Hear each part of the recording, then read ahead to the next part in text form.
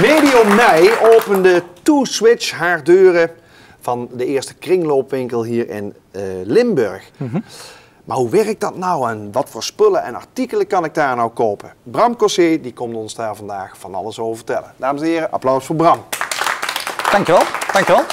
Ja, Bram, even, misschien een gekke vraag voor mij, maar wat is precies een kringloopwinkel? Wat heel veel mensen weten in de volksmond, kringloopwinkel, tweedehands spullen. Heel veel van dat soort kringloopwinkels is het ook zo. Ja. Er is wel een onderscheid in bepaalde kringloopwinkels die ook veel meer bezig zijn met mens, milieu, maatschappij. Wij onderscheiden ons daar ook in. We werken met heel veel mensen met een beperking tot de arbeidsmarkt. Ja. Om die arbeidsfit te maken, dagritme te geven en zo weer richting de arbeidsmarkt te kunnen gaan. Milieu is voor ons ook een heel belangrijk aspect, maar wat wij ook als lokale partij vinden is dat we met de lokale partijen willen werken. Dus een goederenbank, een speelgoedbank, Stichting EVA hier in de omgeving. Willen we gewoon gaan samenwerken, wat we al hebben opgestart, om te kijken van ja, hoe kunnen wij hun helpen, maar hoe kunnen hun ons ook weer helpen. En hoe kunnen jullie elkaar helpen? Kun je dat uitleggen, concreet? Ja. Inrichten van woningen Ja. kunnen we in ondersteunen. Het inrichten van ruimtes kunnen we in helpen. Tijdelijke woningen, gaan zo maar daarin verder. Andersom ook, we hebben een koffiecorner waar we zeggen van ja, misschien is een keertje een idee met Irenees gebak dat te promoten daarin. Ga zo maar verder eigenlijk. Ja. Maar dat is de andere kant. Ja, en taal, dat soort dingetjes, ja, kan bij ons ook gewoon opgepakt worden. Ja. Taal, zei je? Taal, ja. Leg uit. Ja. We werken heel veel met mensen vanuit vluchtelingen die bij ons binnenkomen om het oefenen van de Nederlandse taal. Ja, dan kan je wel zeggen, we zetten ze volledig in het productieproces van het sorteren van textiel. Maar wij zijn een organisatie die zegt juist op de voorgrond treden van hey, ga daar maar oefenen. Ja, beter kan je het dan niet krijgen dan. Ja. Ja, goed, dat zijn allemaal dingen die ik in ieder geval niet wist. Nee. Bestaan er ook misverstanden of misvattingen als mensen het woord kringloopwinkel horen, waar jullie mee te maken hebben? Ja, je hebt een onderscheid in dat mensen denken van hey, het is commercieel, je hebt het allemaal gekregen en waarvoor wordt er nou zo'n prijs aan zo'n artikel geplakt? Ja, ja, er komen best wel eens artikeltjes binnen die wat hoger geprijsd worden, maar er komen ook heel veel artikelen bij die gewoon heel laag geprijsd bij ons weer de deur uitgaan. We waarderen het toch op waarde, want ja, ook die handelaar komt bij ons binnen en als wij het product heel laag verkopen, ja, dan komt hij ergens anders wel weer voor een andere prijs terug. Ja, precies.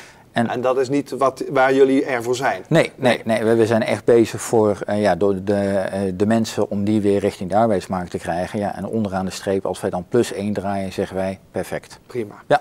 Waar zijn jullie te vinden in Venray? Wilhelminastraat. Voor iedereen kent eigenlijk het oude Tudor-gebouw. Ja. Na die tijd heeft Partijdumper erin gezeten. De eigenaar, het pand is afgebrand en het is nu weer helemaal opnieuw opgebouwd. Ja. Dus ook helemaal in een modern jasje zitten wij. Ja. Op en top geïsoleerd. Beter kunnen we het eigenlijk niet krijgen. Ja, dus iedereen die een keer een kijkje wil komen nemen, die weet nu waar die moet zijn. Ja. Jullie hadden al verschillende vestigingen in Gelderland en Overijssel. Klopt. Nu ook Limburg. Hoe komen jullie hier terecht? Ja, een heel lang verhaal. Nee, het komt er eigenlijk kort op neer. De gemeente is met een aantal partijen rond de tafel gaan zitten van ja, die zagen dat er heel veel producten weggegooid worden, wat toch wel zonde was. Ja. Dat ze zoiets hadden van ja, kunnen we dat niet een tweede leven geven? En die zijn toen gaan kijken van ja, kunnen we niet een kringloopwinkel gaan opstarten? En daar zijn ze zich een beetje in aan het verdiepen gegaan. Toen kwamen ze al heel snel tot de conclusie, ja, kringloop is niet iets wat je zomaar even opstart. Daar moet je toch wel wat ervaring in hebben. En toen zijn wij erbij gevraagd. Ja, en dat waren jullie. Ja. Nou, duurzaamheid, dat staat ook hoog in het vaandel. Daar vertelde je net al wat over. Kun je daar nog meer over vertellen? Ja.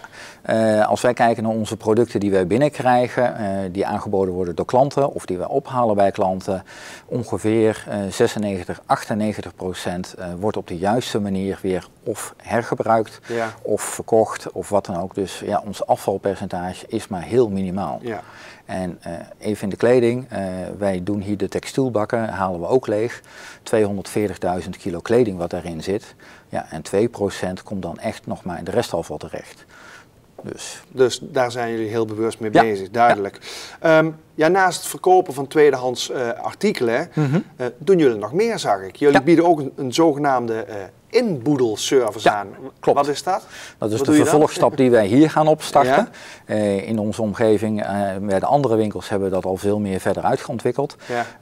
Stel opa of oma of vader of moeder komt te overlijden en jij als overgebleven persoon zegt van om die hele woning leeg te halen, daar heb ik gewoon de tijd niet voor. Ja. Ja, dan kan je ons bellen, wij gaan kijken van wat staat er in de woning en we leveren hem eventueel bezemschoon, leveren hem weer helemaal op.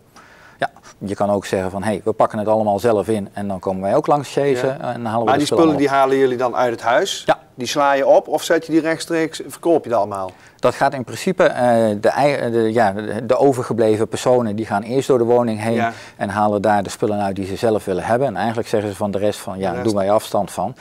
Want het servies van opa en oma wil ik niet meer in mijn kast hebben staan. Dus, ja. En jullie bepalen dan, oké, dit is nog goed voor de verkoop en de rest gaat de container in dan?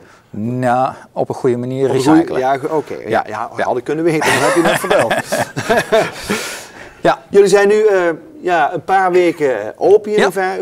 Hoe is de start? Hoe bevalt het? Gaat het goed? Ja. Ja, en wat gaat goed dan? Het is even wennen geweest, hè? Want we zijn is de venrijder wennen of wat? Nee. Het is voor ons wennen geweest. Puur ook.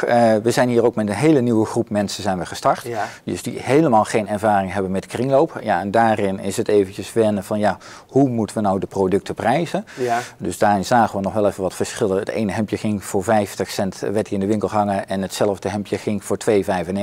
Nou ja, daar zijn nu ideale afstemmingen zijn erin gekomen. Ja. Maar de venrijder die blijven gewoon iedere dag lekker binnenkomen lopen. Ja. En ze zien iedere dag weer een andere winkel. En daarom gaat TwoSwitch gegarandeerd een succes zijn hier? Nou, ik benoemde het net al een beetje. Als jij binnenkomt bij ons, vandaag zie je de winkel zo en morgen is de winkel weer heel anders. Omdat ieder product wat binnenkomt is uniek. Ja.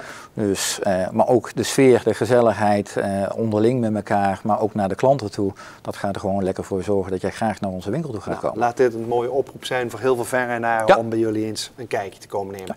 Mag ik jou heel hartelijk bedanken. Dames en heren, Bram.